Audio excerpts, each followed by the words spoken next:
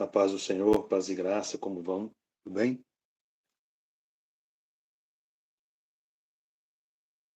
Estamos aí, né? Começando mais uma reflexão, mais um estudo. Os irmãos aí que já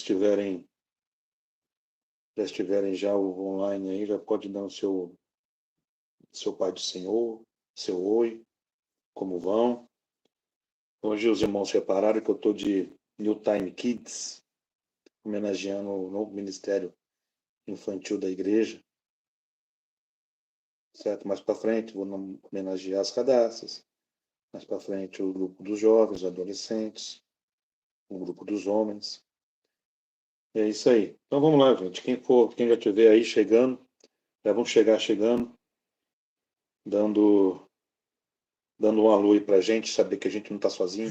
Sozinho não está nunca, né? Que o Espírito Santo de Deus é que nos orienta com relação a essas reflexões. Mas é muito bom saber que tem gente nos acompanhando online, né? Porque a gente acompanha, sabe que tem bastante gente que assiste depois as gravações. Mas é bom também a gente sentir o calor dos irmãos aí, mesmo que seja no online, sentir o calor dos irmãos que estão participando conosco. Certo? Aí, nosso irmão Leci já se pronunciou aí. Espero que o som esteja bom, o enquadro também esteja bom. Se tiver algum probleminha, os irmãos já podem falar. Já vou esperar uns 30 segundos para a gente poder iniciar. Eu já entrei de propósito já um minutinho antes, que é para poder os irmãos se aconchegarem aí conosco, né?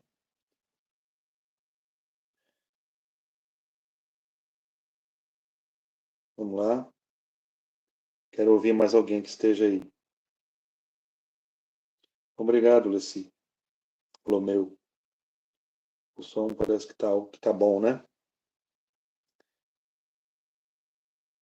Que ótimo.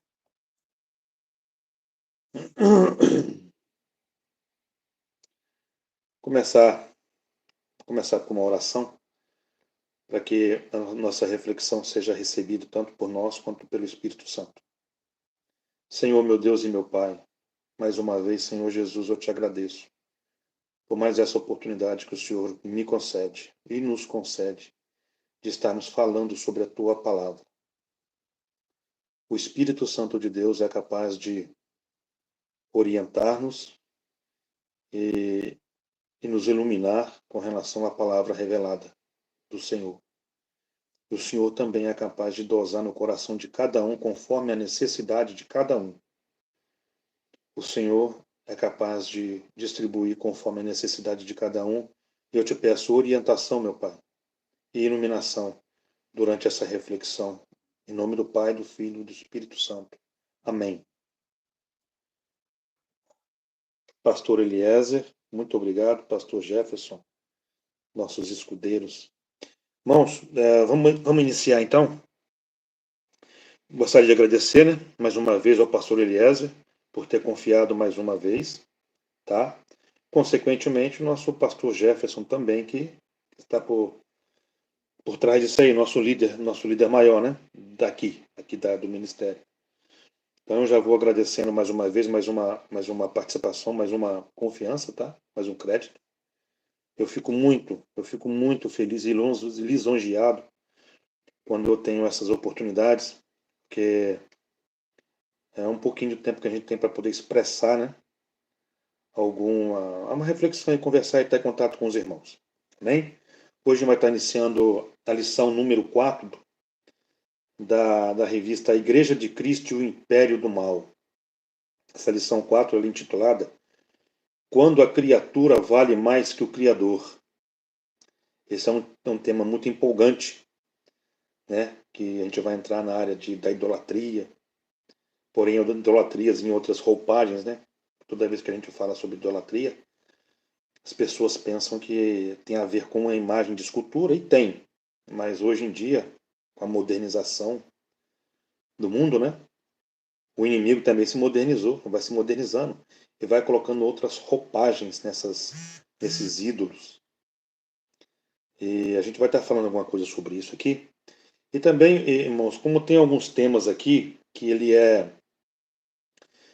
bastante literário, então eu vou estar fazendo algumas leituras diretamente com a revista, certo? E diretamente também nas literaturas que a gente vem pesquisando, porque não são, não são temas que a gente vai estar discutindo. Existem passagens que falam sobre isso na Bíblia, certo? Mas para não tomar muito tempo, a gente vai estar só esboçando, lendo esses artigos, né? Alguns deles os irmãos vão perceber que a gente vai estar lendo, mas a gente vai estar também discorrendo algumas visões, não opiniões, né? Porque opinião para mim sempre foi que não, ela sempre tem que ser pedida, né? Então eu não vou estar dando a minha opinião, eu vou estar mostrando as minhas visões com relação a determinados assuntos, também. Eu vou tentar nesse pouco tempo, o objetivo desta lição vai ser identificar as consequências da irreligiosidade e culto à criatura, compreender a origem da história do humanismo e seus desdobramentos em nossa cultura, conhecer os tipos de autoidolatria e as orientações bíblicas para escapar desses males. A gente vai estar citando alguns itens bíblicos, né? Algumas passagens bíblicas, para no momento certo, que é para a gente poder estar embasado na palavra de Deus, que isso é a nossa orientação maior, certo? Os irmãos estão chegando aí, graças a Deus. A Cida chegou, a Sueli Lomeu, Doraci, o Alexandre, o irmão Ronaldo, sejam todos bem-vindos, muito bem-vindos. Amém? O nosso texto áureo hoje está situado em Romanos 1:25. Pois mudaram a verdade de Deus em mentira, e honraram e serviram mais a criatura do que o Criador, que é bendito eternamente. Amém. Nossa verdade prática, ela diz que a exaltação da criatura acima do Criador é a usurpação da glória divina pela mentira e vaidade humana. Tá? E a nossa leitura em classe hoje, nossa leitura bíblica, ela está situada lá em Romanos 1, de 18 a 25. Tá? Os irmãos que não tiverem a revista, os irmãos podem abrir sua Bíblia, porque a gente vai estar discorrendo exatamente sobre essa passagem. A gente não vai estar usando muita ramificação dessa passagem, não. Certo? Então, eu gostaria que os irmãos pegassem suas Bíblias e ficassem de olho nesses versículos, nesses poucos versículos, para a gente poder estar acompanhando o discorrer dessa reflexão. Amém? Então, como está bem lá no começo do livro, né, do livro de Romanos, essa passagem, ela justamente ela sucede, irmãos, onde Paulo começa o livro, né, começa a carta lá aos Romanos, né, e ele começa dizendo que ele anseia visitar a igreja lá de Roma, né, e ali também ele descreve que sempre ora, né, por eles, e que Deus, ele é um testemunha dessa intercessão que ele faz. Ele diz isso no início do livro, né? E que parece que de repente chegou o momento dele realmente visitar a igreja de Roma, né, e de repente compartilhar assim, algum dom espiritual com eles, né? Para que tanto ele quanto a igreja se fortaleçam, né? E ele segue dizendo também, né, que tanto para ele quanto os de Roma, né, sejam encorajados, inclusive pela fé. Então ele também diz que não se envergonhe do Evangelho, porque é o poder de Deus para a salvação de todos aqueles que nele crê, né? Porque do Evangelho é revelada a justiça e a justiça de Deus, tá? E uma justiça que isso é o princípio ao fim pela fé, certo? E ele está fazendo justamente, irmãos, menção à resposta do Senhor ao profeta Abacuque, que diz lá no livro de Abacuque 2:4. Né? E naquela ocasião, lá de Abacuque 2:4, e que se refere também a essa passagem, Deus estava falando para Abacuque que ele escrevesse para que todos vissem, né, aquela visão, enxergasse, descrevesse a visão que ainda há de vir né? E que aquelas passagens também falam que é quando os caldeus iriam castigar Judá, né? Ou seja, ali a ira de Deus estava por vir, né? E para castigar Judá pelas iniquidades daquele povo, né? E foi mandados por Deus. Então Paulo ele começa ali no verso 18 da nossa leitura, tá? Como eu falei para os irmãos acompanhar na Bíblia. Então lá no verso 18, por exemplo, ele anda fala, ele usa, né? Ele fala justamente sobre a ira de Deus contra a humanidade, né? Onde havia a impureza e a injustiça dos seres humanos, né? Que envolve toda essa por causa da ira de Deus, né? E aqui, irmãos, também nós podemos comparar a linguagem de Paulo sobre a criação visível como fonte de conhecimento da natureza do Criador visível, tá? A gente consegue identificar a criação, né? Toda essa criação. Como o discurso que ele fez lá em Listra, em Atos 14, 15 e 17, tá? Lá naquela passagem da cura do coxo, onde o povo, né, exaltava ele como Deus, né? E Paulo, ao repreender, ele começou a repreender o povo dizendo que eram homens, que ele era homem como eles, né? E que deixassem essas coisas vãs de adorar aos deuses, né? E fixar somente as suas adorações no Criador dos céus e da terra, né? E de tudo que nela há. Certo? Logo depois, irmãos, ele acabou sendo apedrejado. Nesta ocasião, ele acaba sendo apedrejado. Aquela passagem que fala que no final acaba sendo apedrejado. Né? E teve também o que ele fez lá em Atenas, onde está citado em Atos 17, de 22 a 31, quando ele estava com o espírito dele bem revoltado por causa da idolatria daquele povo. Então, ele se levanta e começa a pregar sobre o Deus, né, sobre o Deus vivo e criador nesta ocasião, certo? Então, a lição de hoje é um alerta acerca do que ocorre quando Deus deixa de ser a medida de todas as coisas, conforme é o início da nossa leitura, que está em Romanos 1 e 18, tá? Os males e as corrupções dos últimos dias se referem a 2 Timóteo 3, de 1 a 4.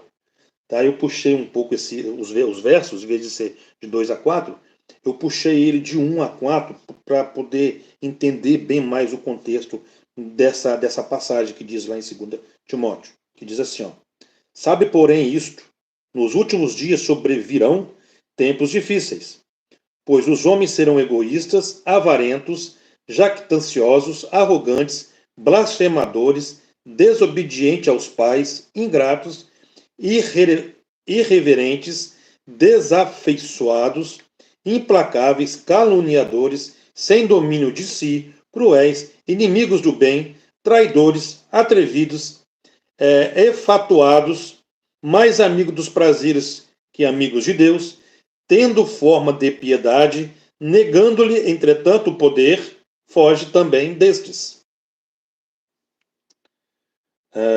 Amém? O desprezo à verdade, a impiedade e a injustiça. Impiedade e religiosidade. A gente consegue achar um sinônimo para essa impiedade, uma aproximação da irreligiosidade. Tá? Ele se refere, irmãos, se a decisão do ser humano de viver com Deus não existe. Tá? Conforme está lá em Salmos 36, de 1 a 2, há no coração do ímpio a voz da transgressão. Não há temor de Deus diante de seus olhos, porque a transgressão o lisonjeia. A seus olhos ele diz que a sua iniquidade não há de ser descoberta nem destacada. Não existe um padrão espiritual para o ímpio. É isso que a gente entende, tá? Que não tem um padrão espiritual assim para o ímpio. são muitas das vezes eles são hereges, tá? E incrédulos também.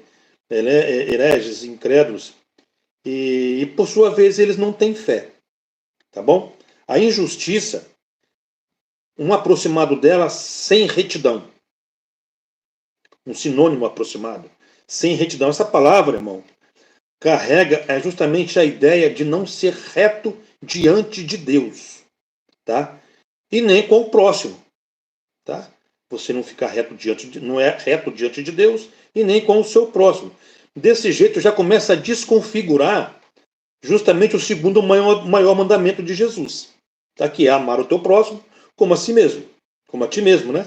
Então já começa desconfigurando através desse significado da injustiça ou sem retidão, certo? A gente consegue ver várias passagens, né, tratando de justiça na Bíblia. Fala muito sobre isso, justo e injusto.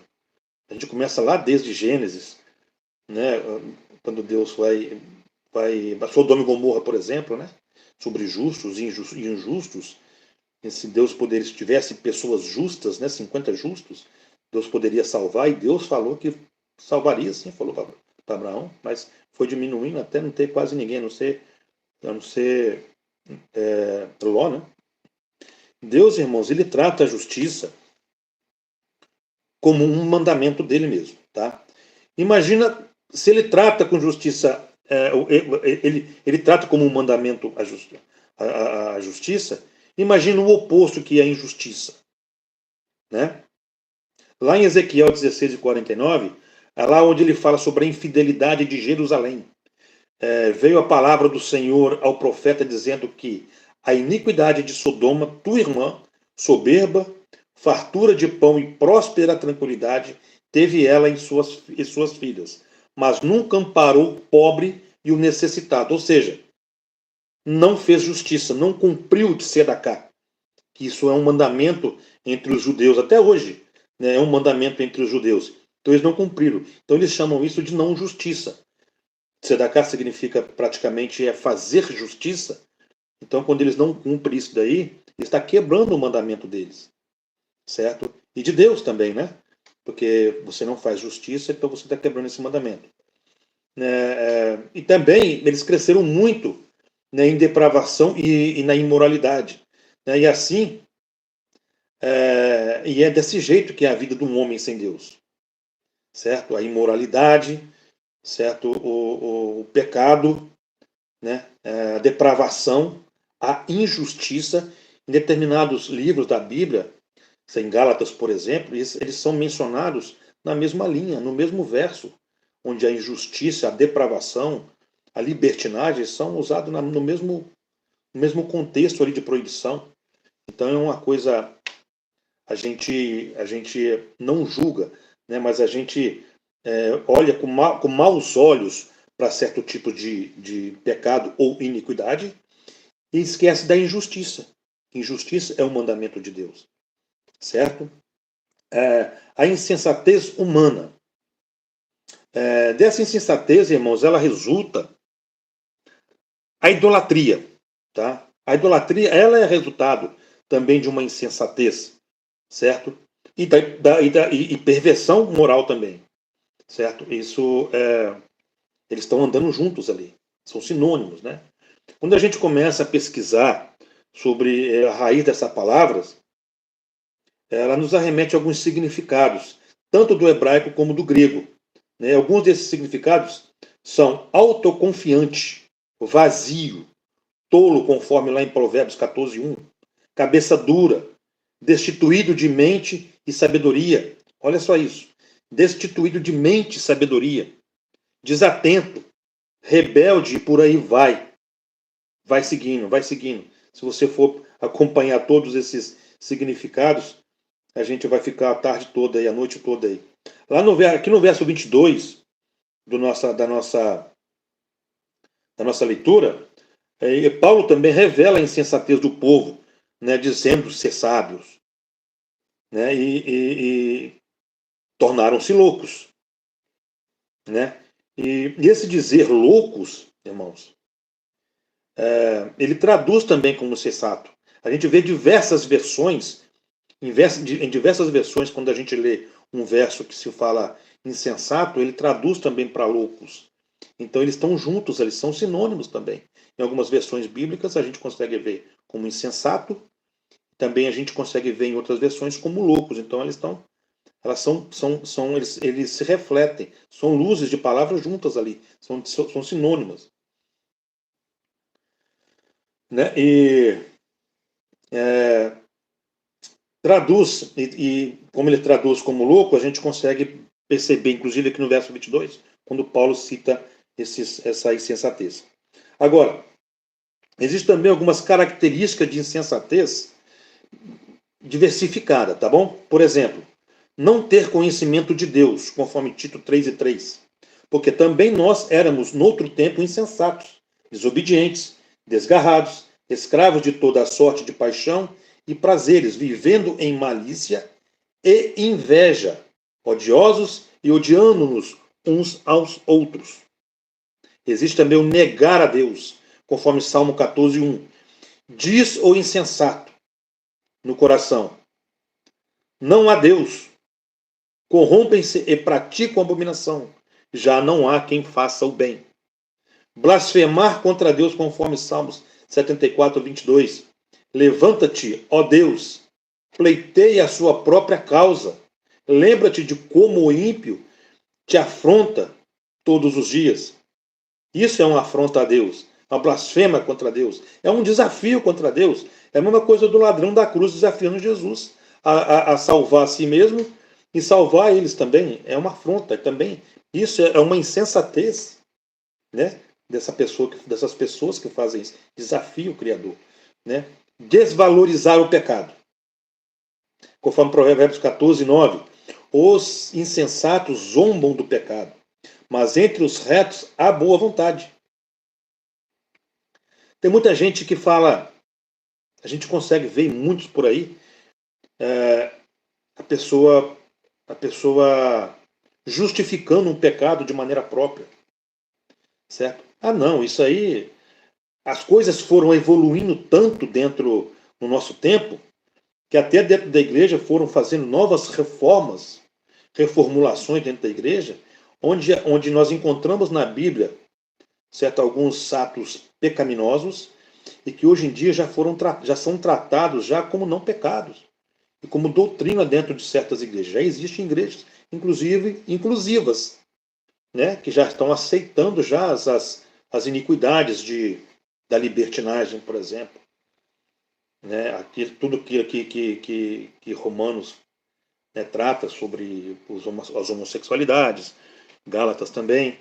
Então, já começaram já a arrumar modos de desvalorizar o pecado. Isso já não é um pecado. Né? Isso já pode, eles já vão aprimorando, eles vão modulando o pecado para que seja aceito dentro do meio evangélico. E a gente consegue ver muitas igrejas dessa forma. Né? E tem muitas outras características, certo? E a gente podia ficar aqui, como eu falei, até de manhã cedo para citar esses casos. Mas tem um detalhe, irmãos, que aí a gente de repente não pode deixar passar despercebido, porque existe uma lógica de ser insensato, tá? Ou quando é legítimo ser insensato. Eu vou te dar um exemplo para os irmãos entenderem, tá? Nós que somos crentes dedicados, nós não somos insensatos, porém, as pessoas comuns acham que a gente é louco. E baseado assim nas palavras de Paulo aos Coríntios 4:10, diz assim, ó, nós somos loucos por causa de Cristo. E lá em Atos 26, de 24 a 25, quando Paulo é interrompido por Festo, lembra quando o Festo levou ele até a Agripa? Certo? Ele é interrompido por Festo dizendo ele essas coisas, em sua defesa, Festo o interrompeu em alta voz. Está louco, Paulo? As muitas letras te fazem delirar. Paulo, porém, respondeu, não estou louco. Ó excelentíssimo Festo, pelo contrário, digo palavras de verdade e de bom senso. Daí Festo, para quem não sabe, irmão, foi o governador lá da Judéia. Né, e foi ele quem disse lá naquela ocasião que não era costume dos romanos condenar alguém sem primeiro ouvir a pessoa, né? E Paulo foi ouvido diante de Agripa, né, e de Berenice por causa por causa dele, tá? E por causa desse conceito que ele teve. Então, a verdadeira insensatez ela será evitada pelos cristãos verdadeiros. Lembra também em Atos, lá quando o Espírito desceu, em Atos 2, as pessoas que estavam do lado de fora estavam vendo aquela fornalha, aquele fogo todo. Eles pensavam que estavam bêbados, que estavam loucos, certo? E eu até passei uma mensagem uma vez sobre isso. Qual é o seu ponto de vista? Ou qual é a vista do seu ponto? Né? Você quer ser quem anuncia que eles estão loucos ou bêbados? Ou você quer estar lá para que eles falem de você que você está louco ou bêbado? Por causa do Espírito Santo. É uma escolha também, né, irmãos? Muito bem, vamos ver como é que estão os comentários. Eurades, boa noite. Pastor Jefferson, ou seja, só gente ruim. Verdade, pastor. É desse jeito. Culto à criatura. Ao rejeitar a Deus e suas leis, os filhos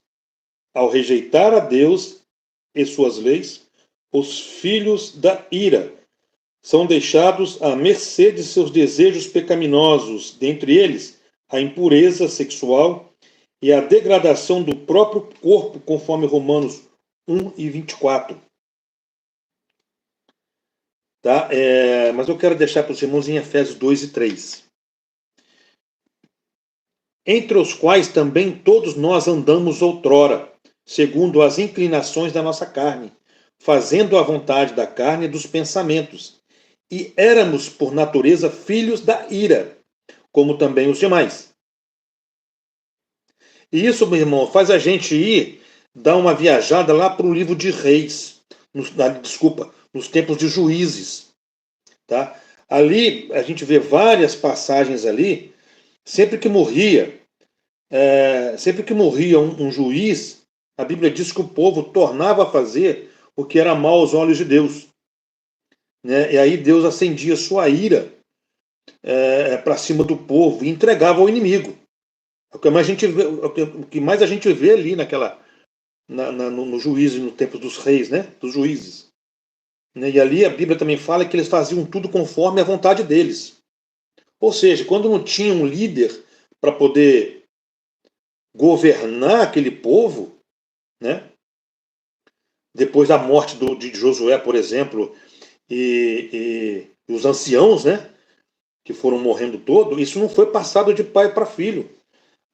Essas ideias de ensinar sobre Deus e sobre a idolatria foi ficando para trás, o povo foi morrendo desde o tempo de Josué, morreu os anciãos, e eles não foi, de vez em quando vinha lá um juiz para poder julgar o povo, certo? Mas quando ele morria, o povo voltava a fazer as coisas por vontade própria, certo? Aí Deus acendia de novo a sua ira e voltava a entregar eles aos inimigos, né? A corrupção, irmãos, moral do ser humano, ela acaba em desafio para Deus, tá bom? Na religião, os seres criados, por exemplo, passam a ser cultuados. Essa nova roupagem, sabe?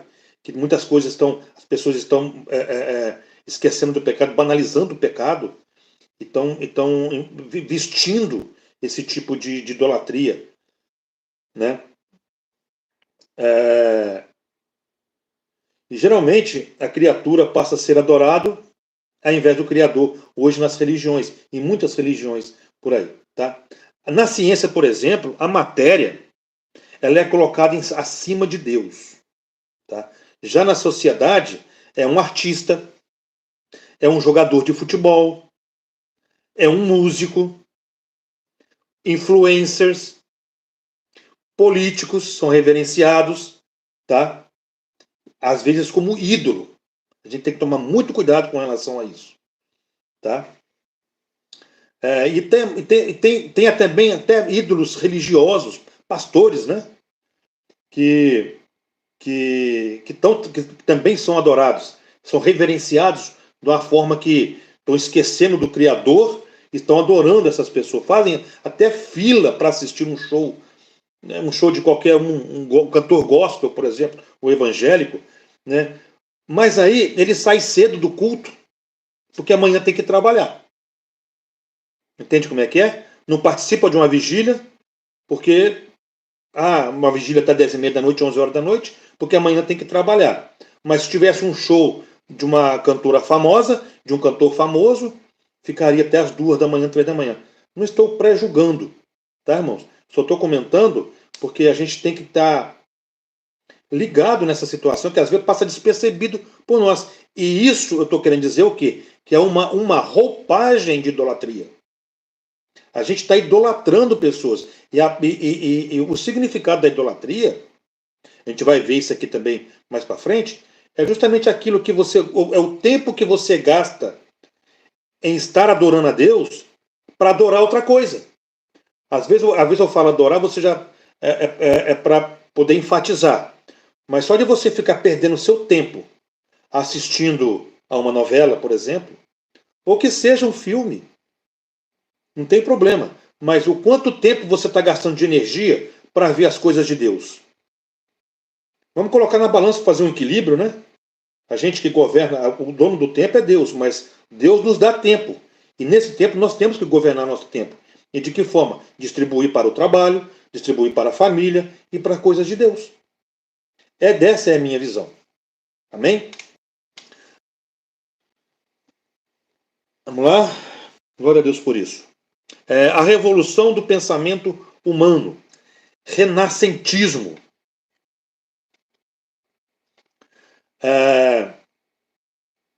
Ao final da Idade Média, a Europa ela passou por um sério período de renascimento das letras e das artes. Tá? Esse movimento, irmão, foi iniciado lá na Itália, a partir do século XIV, espalhou-se para os demais países europeus e teve seu ápice no século XVI. Ficou conhecido por Renascença ou Renascimento. Termos que passaram a ser utilizados a partir do século XV para designar uma estética que retomava os modelos antigos clássicos. Então, cabe, no entanto, dizer que os estudos da cultura clássica, tá, ele já constituída como paradigma de erudição entre os homens mais cultos lá da Idade Média, né, os sábios, vamos dizer assim, inclusive clero. Durante esse período renascentista, a visão do homem sobre o mundo e sobre si mesmo modificou muito. Tá? Na medida em que ele foi se afastando de Deus, certo? Deixou de ter Deus como ponto de partida para todas as explicações acerca do universo, certo? E das suas origens, né? Ele deixou Deus como o centro principal, onde nasceu a ciência, né? Foi fortalecendo a ciência. Essa passagem fez com que o homem passasse a ter a si próprio, irmãos, como objeto de observação, né? Também elevou muito o estudo dos campos das ciências humanas, tá? Isso fortaleceu muito a ciência com esse tipo com o renascimento, com o renascimento, né? O renascentismo, tá? Isso foi um período mais fértil da história da ciência, quando nasceu esse período lá no século XIV, no século XV e teve ênfase no século XVI, certo? A ciência pegou um poder muito grande com relação a isso. Na verdade, a ciência ela passou a ser mais revelada através do renascentismo. Tanto que a Renascença ela foi muito importante no fator do desenvolvimento da ciência moderna. Isso foi um fator um precursor disso, né? Era um período que a ciência e a filosofia elas estavam fundidas uma na outra. Não se falava muito de ciência, falava muito de filosofia. Tá, mas tinha ciência. Certo? Mas aí elas eram fundidas. Né? E com o renascentismo, a ciência começou a andar assim, de pernas próprias, com perna própria. Né? E ter o seu reconhecimento e sua validação individual. Né? Parou saiu daquela fusão onde falava-se muito de filosofia e tinha um braço na ciência. Então, a ciência, com o renascentismo, a ciência pegou força. Então, ela conseguiu desmembrar da filosofia e ser uma arte sozinha, individual, certo? E hoje a gente vê o tanto que a ciência fala sobre a evolução do mundo e tudo mais, né? Então, e com a ciência, irmãos, eles passaram a ver justamente o mundo por uma outra ótica, tá? No lugar de ver o mundo na lente do Criador, tá? Os homens passaram a enxergar a partir das lentes da criatura.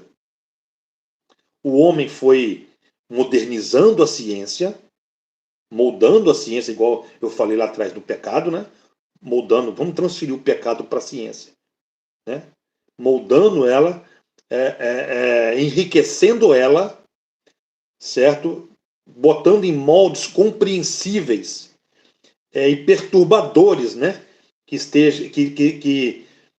fica misturado na cabeça das pessoas. Inclusive está inserido isso nas escolas. As escolas hoje já ensinam essa ciência como a evolução do mundo, tá? Com isso, irmãos, a revolução científica que se deu a partir do Renascimento, ela contribuiu muito com o surgimento do humanismo, tá? Que é o nosso próximo item, certo? Que a gente vai tá discorrendo também, tá? O humanismo. Podemos estar certos, irmãos, de que esse movimento surgiu como uma revolta contra o domínio da Igreja Católica Romana, tá? Bem como também serviu para o surgimento livre do desejo de liberdade e do bem-estar humano, tá bom? Só que um sistema de pensamento no qual o homem e seus interesses em desenvolvimento tornam-se um ponto central, certo?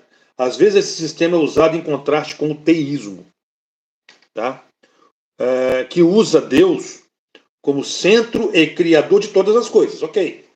Tá? E da existência, ok, certo? Porém, no humanismo, tá? O homem ele é o alvo de toda a existência. Apesar da Bíblia ter como tema principal Jesus, ele não era um simples homem.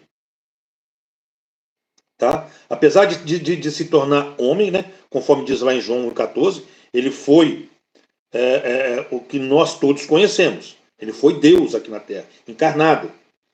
Né?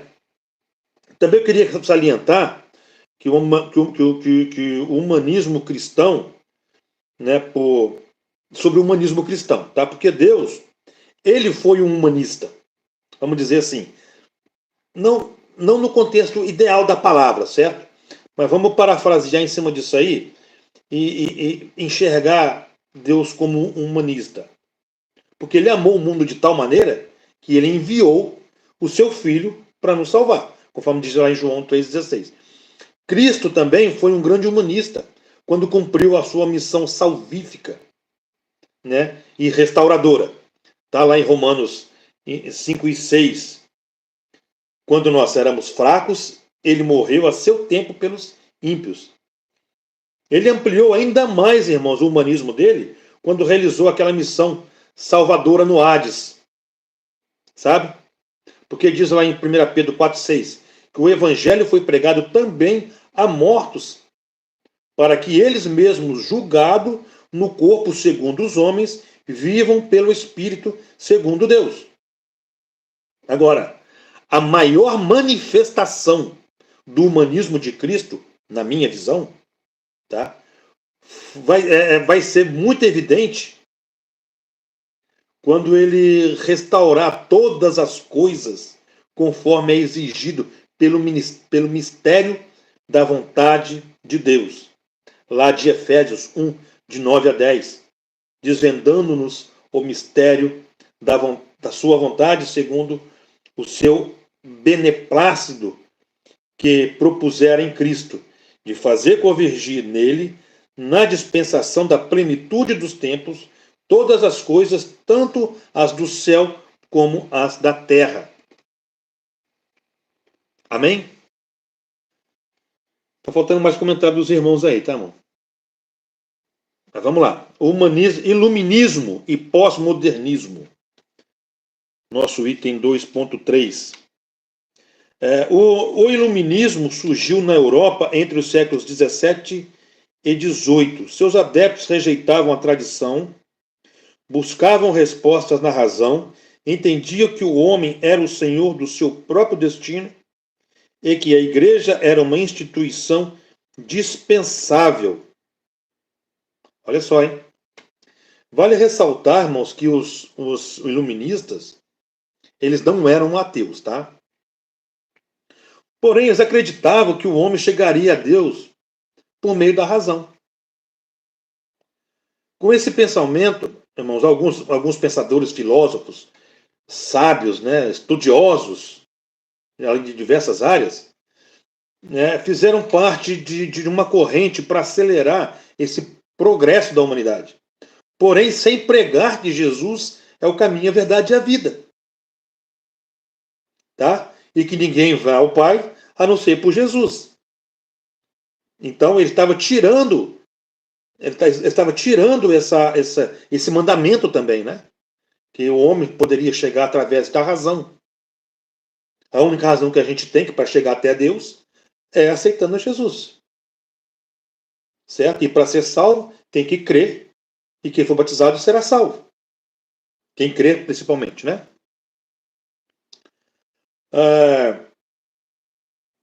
Eles eram do tipo assim, deísta também. Aliás, eles eram do tipo deísta, né? Que acreditavam que Deus está presente na natureza. Igual os deístas. Tá? Portanto, no próprio homem. No homem mesmo, tudo bem, a criatura, na própria criatura.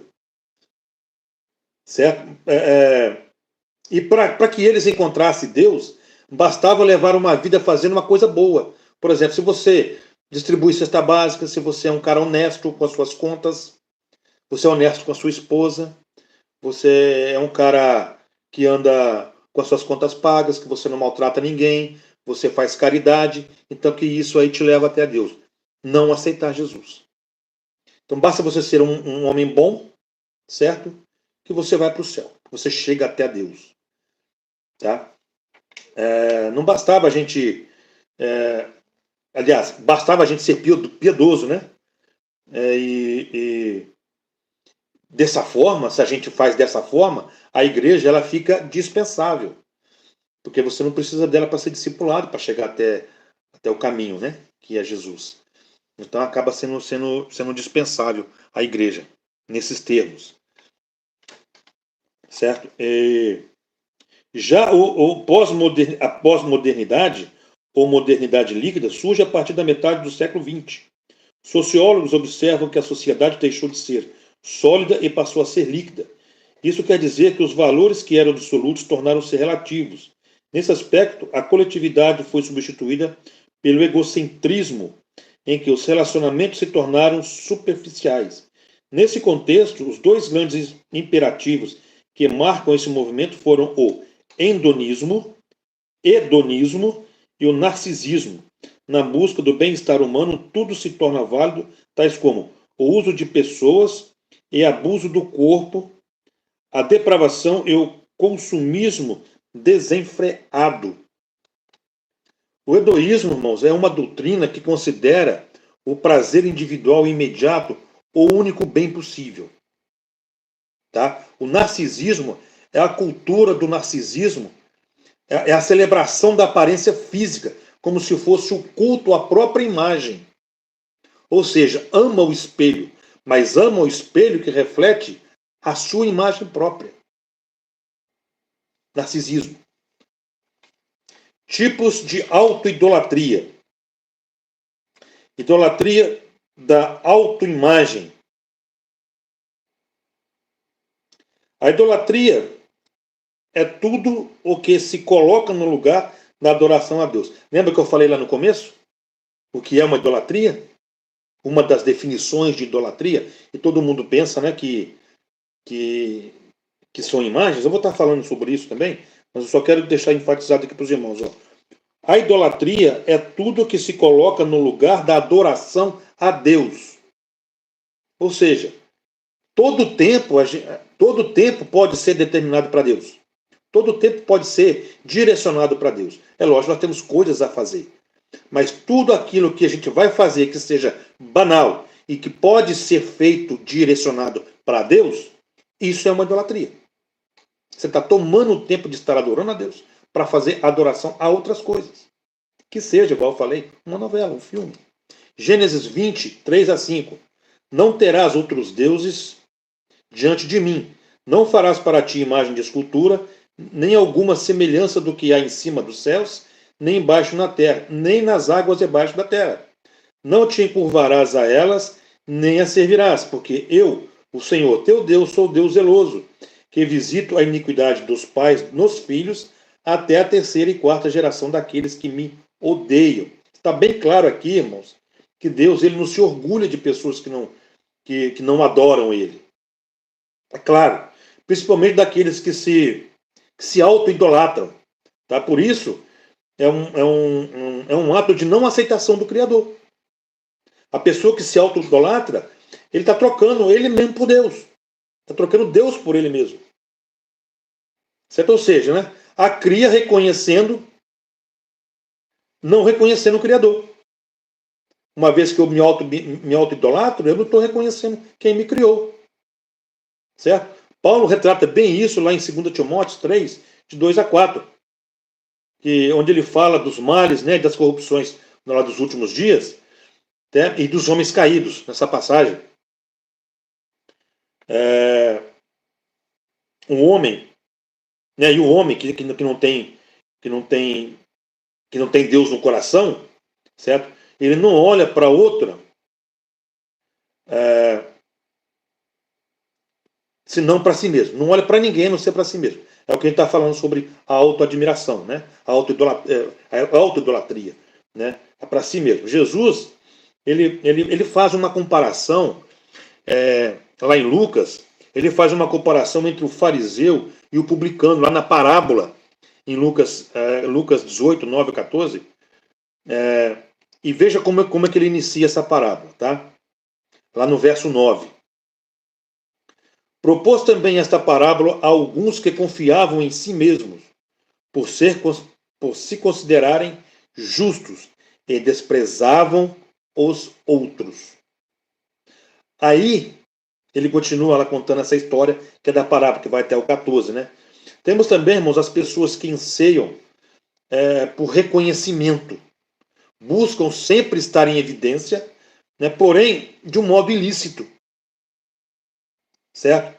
E Jesus também trata disso lá em Lucas 22, de 24-26, lá onde ele fala para os seus discípulos, lembra? Que os discípulos estão lá discutindo entre eles para saber quem seria o maior entre eles, certo? E lá na passagem onde fala que seja o maior como o menor. Né? E ao contrário da autoidolatria, tá? A Bíblia ela ensina que Cristo é a primazia, não um homem. De João 3:30 reflete bem isso. Eu estou falando sobre a primazia de Jesus. Né? Quando um discípulo lá de João Batista indaga ele referente a Jesus que estava junto lá do Jordão, né, que estava batizando e todos que seguiam ele. Aí respondeu João, tá? O homem não pode receber coisa alguma do céu, e nem do céu não lhe for dada. Vós mesmos sois testemunhas de que vos disse, eu não sou Cristo, mas fui enviado como seu percussor. O que tem a noiva é o noivo. O amigo do noivo, que está presente e o ouve, muito se regozija por causa da voz do noivo, pois esta alegria já se cumpriu em mim. Convém que ele cresça e que eu diminua. Isso é um exemplo de humildade. E é completamente oposto à autoidolatria. Né? Porque chegou um tempo, irmãos, em que o povo estava na expectativa e pensando que João Batista era o Cristo. Tá? No nosso palavreado, tá? se tivesse subido isso na cabeça de João Batista? Né? Se essa fama tivesse subido para ele, né? Daquilo tudo que ele estava vivendo, ele poderia agir como auto-idólatra. Lembra que eu falei lá que o homem sem Deus no coração, ele só olha para si mesmo? Lembra que eu falei lá um pouquinho antes? Então, João Batista era temente a Deus. Tá? E então ele levava Deus no coração, porque ele não se auto. Ele foi humilde, dizendo que lá em Lucas 13,16, ele diz assim: ó, eu na verdade vos batizo com água, mas vem o que é mais poderoso do que eu, do qual não sou digno de desatar-lhe as correias das sandálias, e vos batizará com Espírito Santo e fogo. Se tivesse subido para a cabeça dele, ele poderia assumir: não, é eu mesmo, vem até mim. Não, mas ele reconheceu a posição dele, e que diante dele estava, que vinha um após ele que batizava com fogo. Ele batizava com água, e viria um após dele que batizaria com o Espírito Santo e com fogo. E que ele, João, que estava sendo quase idolatrado, certo? E as pessoas achando que ele era o Cristo, certo? Ele foi tão humilde que disse que não era. Pode ficar tranquilo, que eu não sou Cristo que você está pensando. Pelo contrário, eu não sou digno de desatar o cadarço do seu sapato, do seu chute. Era assim que foi que João Batista tratou. A idolatria no coração. Ezequiel 14, 3-4. Isso, irmão, é a passagem que fala no castigo dos idólatras. Tá bom? A gente vem falando sobre idolatria e novas roupagens, veja bem isso. Tá? Então a passagem de Ezequiel 14, 3 e 4 fala aquela passagem que fala no castigo das idolatrias, dos idólatras. Tá? Diz que a palavra do Senhor veio a Ezequiel dizendo: Filho do homem, esses homens levantaram ídolos dentro do seu coração e puseram diante de si o tropeço que os leva a cair em iniquidade. Será que eu deveria permitir que eles me consultem? Portanto, fale com eles e diga-lhes: assim diz o Senhor Deus, qualquer homem na casa de Israel que levantar ídolos dentro do seu coração e puser diante desse tropeço que o leva a cair em iniquidade, e que depois vier consultar um profeta, eu, o Senhor, lhe responderei segundo a multidão dos seus ídolos. Aquilo que você plantar no seu coração, idolatrar no seu coração, e tomar o espaço de Deus para fazer essas adorações, Deus vai cobrar na proporção daquilo que você gastou de tempo para outras coisas, a não ser para adoração para Ele. Quer deixar bem claro que você não precisa deixar de trabalhar para fazer isso não, tá? Se bem que a gente pode estar adorando a Deus no nosso trabalho também. Mas veja bem, tá, irmãos? Eu não estou induzindo ninguém, fazendo apologia a você largar tudo e ficar, não. Deus reconhece as nossas necessidades. Lembra que eu falei que Deus é o dono do tempo e nos dá o nosso tempo. E dentro do nosso tempo, nós somos governantes dele, para fazermos aquilo que acharmos melhor. Aí vem a condenação, se caso você não usa aquele tempo determinado que tem. Sabe quando você chega e fala assim: puxa vida, não tem nada para fazer? Ah, então eu vou assistir um filme. Pronto. Ah, não tem nada para fazer. Ah, então eu vou orar ao Senhor. Vou ler a Bíblia. É nesse sentido, entende? Eu também já venho refletindo já há algum tempo, né? Já não é nessa lição não, irmão. Já vem desde quando eu ministrei uma lição sobre a forma de idolatria dentro de casa, certo? Eu venho falando dessas roupagens de ídolo dentro de casa, da casa de crente, tá? Inclusive. E até mesmo dentro da igreja. Já faz algum tempo isso aí. Então, irmão, devemos ficar bem de olho nessas novas roupagens que o inimigo está trazendo. Porque muitos acham que adorar imagens, que é justamente adorar. Ah, idolatria, adorar. Não, mas eu não tenho uma santinha dentro de casa. Não é simplesmente isso, sabe por quê? Isso já foi cicatrizado dentro do coração dos crentes.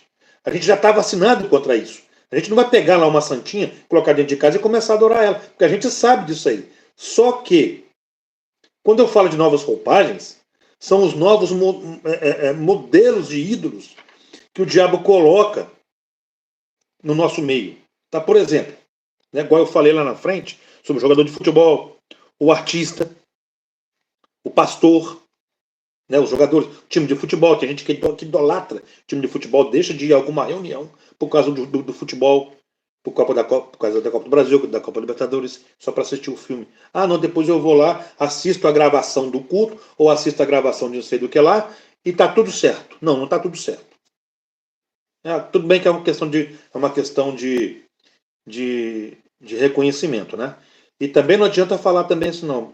Mateus 7,3, né? Porque ali fala que antes de você, quando for falar sobre o cisco no olho do seu próximo, primeiro você tira a trave dos seus olhos para depois você falar com seu irmão.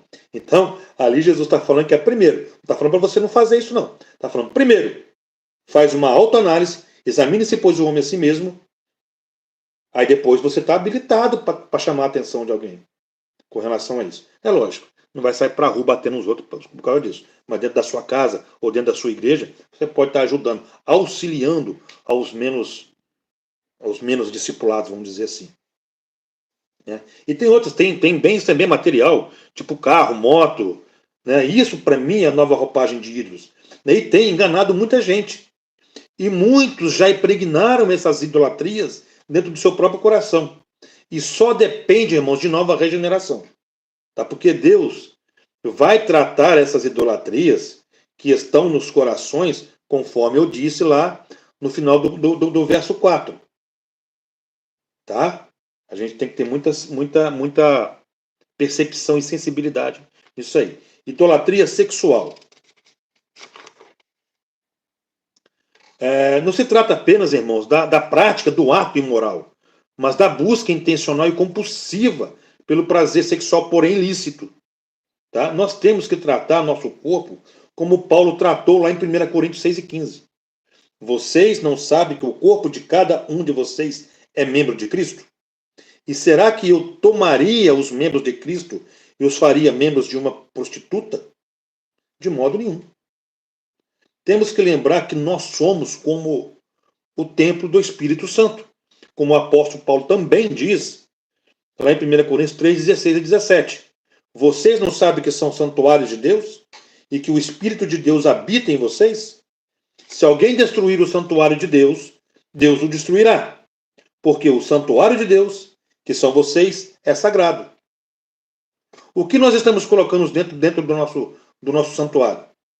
Dentro do santuário de Deus. O que nós estamos colocando dentro do nosso corpo? Lembra do tabernáculo, lá no Velho Testamento?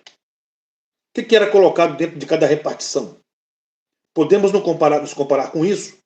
Pois, porque se nós somos templo de Deus, fazer uma analogia, né, sobre templo, né, hoje Paulo está falando que nós somos templos do Espírito Santo.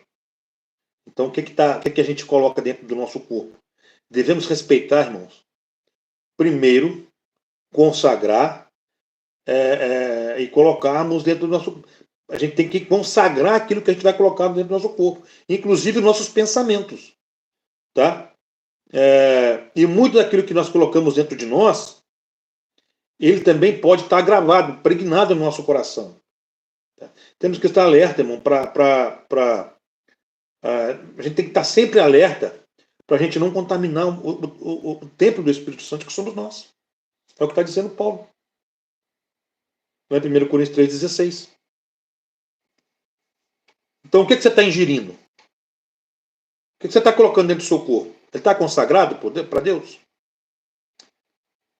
E os irmãos sabem, tem muita coisa que as igrejas hoje, tem muita gente, muitas igrejas que estão fazendo manipulação de suas doutrinas, estão revertendo, fazendo novos reconhecimentos de novos entendimentos da Bíblia, e estão autorizando tanta coisa dentro da igreja. Mas você tem uma escolha, nós temos uma escolha pessoal. O que eu vou inserir dentro do meu corpo, que é o templo do Espírito Santo? Nós temos que estar ligados a isso. E que Deus abençoe, irmãos. Que Deus abençoe mais uma vez, tá? E E a nossa conclusão, ela diz que a corrupção da raça humana é o desfecho de sua rebelião à verdade divina. A impiedade e a ausência de retidão resultaram em teorias de autossuficiência, em que a criatura se ergue acima do seu Criador. Ao se colocar como medida única de todas as coisas, o homem eleva seu interesse acima da vontade divina. As consequências são a autoidolatria, a depravação moral, a decadência social e espiritual. Não o bastante, a Escritura alerta que a ira divina permanece sobre os que são desobedientes à verdade divina, conforme Romanos 2 e 8. Espero, irmãos, que tenha sido aproveitoso para os irmãos essa reflexão. Volto a dizer, como eu vou falar em todas as reflexões, a gente usa esse tempo que a gente tem, que é concedido para a gente poder refletir sobre esses assuntos, que é para poder cultivar interesse nos irmãos de ir pesquisar sobre o assunto. Que a gente se despertar um desejo, se pelo menos a gente sair daqui, dessa 1 hora de reflexão, cheio de desejo de pesquisar sobre esse assunto, a autoidolatria, a versão da criatura não reconhecendo o Criador, e despertar vontade de consultar esses assuntos, a gente já sai daqui já com o dever cumprido. Porque essa é a intenção que eu peço para o Espírito Santo de Deus me conduzir. Que desperte em cada um de nós, ou de vocês, esse desejo de pesquisar sobre esses assuntos. Porque a gente não consegue abranger tudo. Senão a gente vai ficar... Vamos fazer uma conferência, né? Então é dessa forma que, se despertou em você esse desejo, eu já estou satisfeito. Nós já estamos satisfeitos, porque a gente sabe que você vai pesquisar sobre esse assunto, e são assuntos que são relevantes para a nossa vida espiritual. Parece que não, que a gente está vacinado contra a idolatria, a gente não sabe disso, porque as novas roupagens, volto a dizer, sobre as novas roupagens, que o inimigo está modulando para entrar dentro da nossa casa, está muito aparente. Basta a gente ver o que nossos filhos veem dentro do seu celular. Amém, irmãos? Deus abençoe, espero que tenha sido proveitoso. Agradeço a todo mundo que esteve presente aqui na live, tá, que nos acompanhou, que nos deu o seu oi, o seu boa noite, o seu paz do Senhor aqui. Agradeço a todo mundo e mais uma vez ao nosso ministério. Amém? Senhor, meu Deus e meu Pai, muito obrigado por essa reflexão. Espero que o Senhor tenha impactado alguém, impactado a muitos, assim como eu fui impactado na hora da leitura dessa lição. Pai, o Senhor também é capaz de dosar no coração de cada um conforme a necessidade necessária para cada um. É isso que eu te peço, e continue nos abençoando e nos revelando, Pai, a Tua palavra, iluminando a Sua palavra em nosso coração, para que a gente possa cumprir com o dever de indo anunciar o Evangelho para todos. Em nome do Pai, do Filho e do Espírito Santo, eu agradeço mais uma vez, irmãos. Fica com Deus e até a próxima, se Deus quiser.